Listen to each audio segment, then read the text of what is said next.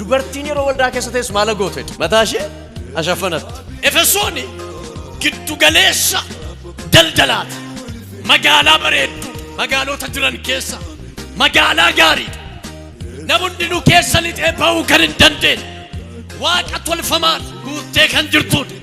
Waaqa tolfamaatu keessa jira. Namni biyya sana keessa jira. Waaqa tolfamaa waaqa. Afuura waaqa tolfamaatu jira. Afuura waaqa tolfamaa jira kan waaqeffamu. Bifa beekamu bifa beekamne kan waaqeffamutu jira. Waaqa tolfamaa kan sagadamuuf Artemis kan jedhamu afaan warra Giriikiitiin Dihaanaa kan jedhamu waaqa akkasiitu jira. Waaqni kun waaqa dubartii jedhamu. Dubartiitu beekama. Kanaaf Phaawulos dubartii yeroo waldaa keessa teessu maal goote mataa ishee ashaffanatti. Maaliif beektu bara sana keessa hafuurri kun dhiironni Waaqayyoon caalaa bifa waaqaatiin dubartiin sun waan jirtuuf dubartootaaf sagadu. Mee harka keessan ol kaasaa.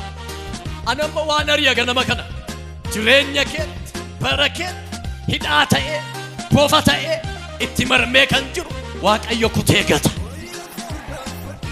Afurri waaqa tolfamaa kun Phaawulos dhaqee Efesoonitti akka lallabuu jalqabee lola kaase. Gooliitu ka'ee jedhe. Namichi maqaan isaa Dimaatros jedhamu waaqa kana baqsee tolchee tumee gurguruudhaan beekama. Faabrikaa waaqa tolfamaa nagaduu qaba.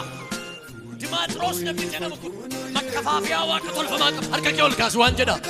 Biyya kana keessa raabsaa waaqa tolfamaa magaalaa Bishooftuu keessa ariidheerra nuyi.